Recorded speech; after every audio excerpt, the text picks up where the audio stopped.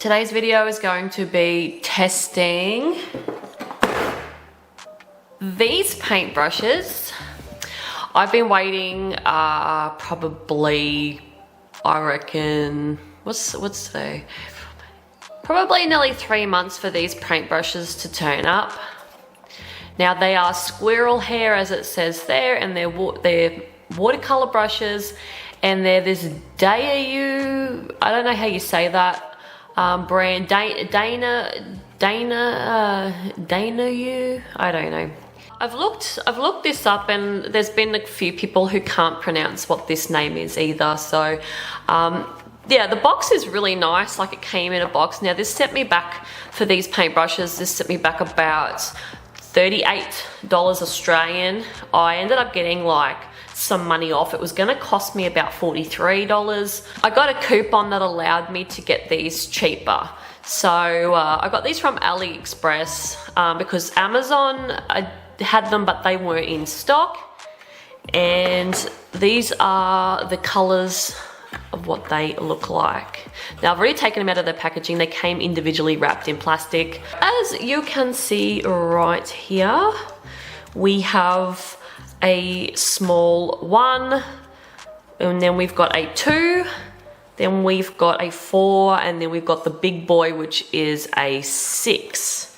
This is like a leather. It smells like leather. I don't know how, I don't know what the percentage of real leather it really is, but this is like a hardened leather here with what appears to be some sort of like copper threading that wraps it around and holds the bristles in position. I just love the color. That's why I ended up going this way, because you could get blue ones or you can get wood ones, but me being a sucker for black, I had to get these, and yeah, I don't regret anything. I regret nothing. Obviously these need to be dipped in water. They're very hard at the tip here, but yeah, that is squirrel hair. So I've never used squirrel hair before. Everything that I use has been either synthetic or whatnot. Looking forward to using them, so that's what I'm going to be doing today, is using these in the piece that I'm going to be doing for this video.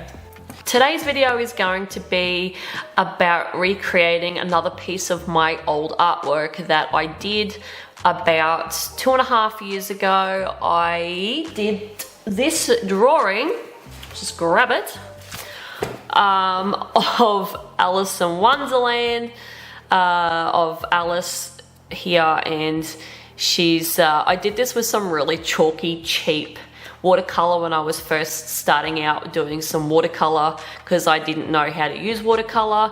So I just bought like a $10 set from a shop called Spotlight, and then just knocked myself out trying to learn some watercolor techniques. Now this here is I reckon this could be done better. Like, I did not execute this very well for obvious reasons, not being able to you know, do watercolors back then. Now that I've learned a lot more, I am going to tackle this piece because I really do.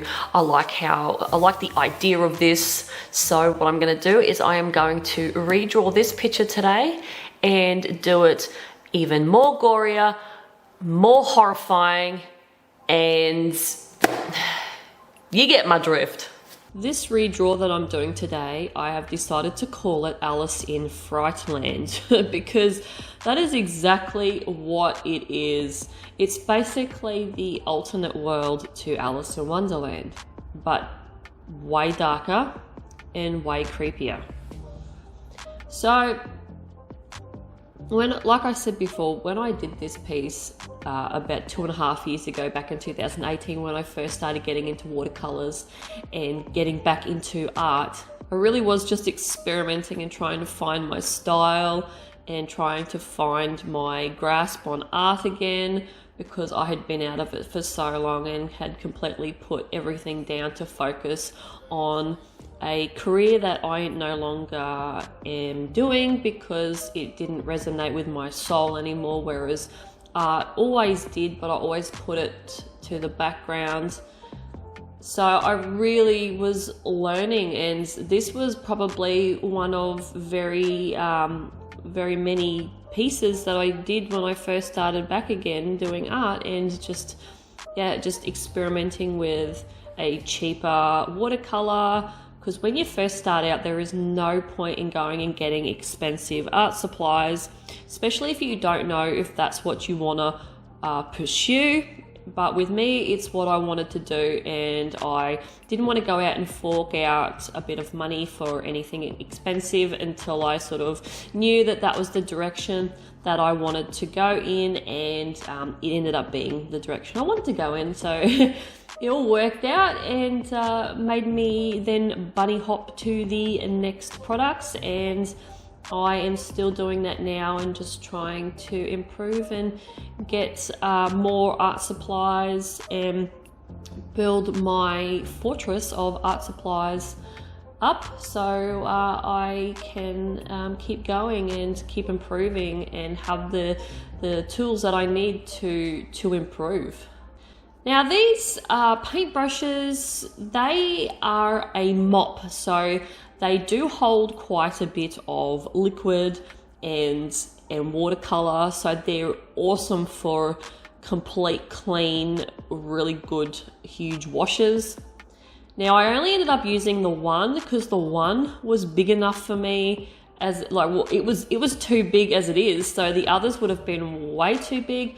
Plus, because it is a mop, you sort of really can't get too much fine detail with them. Like, you can't just use it to go into smaller places, and because it does hold so much, you've really got to soak up a lot of that excess watercolor into a paper towel if you don't want a huge amount going onto the paper. So yeah, ideally these paintbrushes are just for they're for larger pieces and for holding a lot of watercolor. So for my purposes here for this illustration, it wasn't ideal to use them, but I must admit they are a really nice brush to use. They are quite soft, and the bristles didn't come out. Like, I haven't lost any bristles yet, which is really good, because the other brushes that I have, the ones that I got in the Squirrel box are really good. I haven't lost any bristles.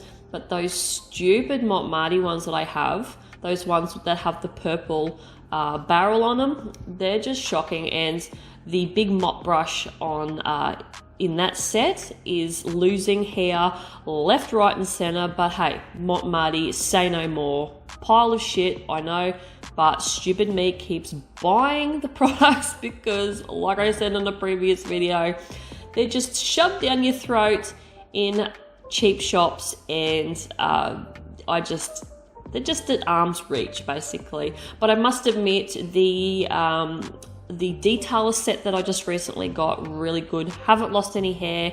They're really, really good paintbrushes. So that's one tick for Mop Marty, but Mop Marty, don't get too excited because the rest of your products aren't that great. With this Alice, I really wanted to make her she's just this hideous monster, and I really wanted to give her a bit more of a chunky, punchier feeling and look, and I didn't want her to be overly elegant because she is a frightening monster. The original one that I did was quite elegant, quite like a thin, tall Alice, but this one had to be a bit more stockier, a bit more punch, a bit more just ugly and hideous, because this is just like the reversed world to the Alice in Wonderland. This is Alice in Frightland, so everything is just absolutely terrifying. And the rabbit is also, I really wanted to make that rabbit green, and that's what I did because I wanted to give it like a toxic waste kind of feel, like this rabbit is worse than Alice herself. So that's why she has just like killed the rabbit. She's like torn its head off with her mouth, because look at those teeth. So she's just torn it, and basically in the original, I wanted to give the illusion that Alice is like spinning around, and the rabbit head's spinning around, blood's just going around as well. So that's what the effect was that I'm trying to create with this. I didn't nail it, believe it or not, as good as the 2018 original, but I really just wanted to, I wanted to still give that illusion, but I just wanted to add that blood bit. So I still think it looks like she is kind of spinning because of the hair and the way her dress is sort of going. She's spinning and the rabbit's head's just being flung around and the blood's just spinning around. I think it works, but yeah, I definitely had to add that element, but I sort of run out of a bit of room on the paper, so I couldn't do the full loop like I did on the original, like at the side where it looks like it's come around from the back because she's been swinging it around. But all in all, I think it works, and all in all, I do like this original one better than the original. But don't get me wrong, the original's definitely got some character to it. There's some elements in it that I do like better, but technique-wise, I definitely like the newer one better, and I can definitely see an improvement in my art style and finding my art style and settling into what I am doing now. So I really do enjoy doing these, and I do plan on recreating quite a few of my old art pieces, because some of them, like, I really like the idea of, but I never executed them very well back then because I was trying to, like I said, trying to find my art style and trying to get back into art again. So yeah, I definitely want to do more of these videos, so you will definitely see more of me recreating my old art, and yeah, recreating this into the series as well. Yeah, so I had so much fun redrawing this. It's so much fun redesigning her face. I love her scary face, and I just really enjoyed even doing her hair. Like, that was a bit of a challenge. Like I said, hair is still a bit of a challenge for me, but I am sort of finding my way with that. And I wouldn't say the hair's the best on this piece. A lot of it doesn't make sense. I know, like a lot of my, art pieces do at times. Like, shading's probably a big thing that doesn't make sense half the time, but it works, I think.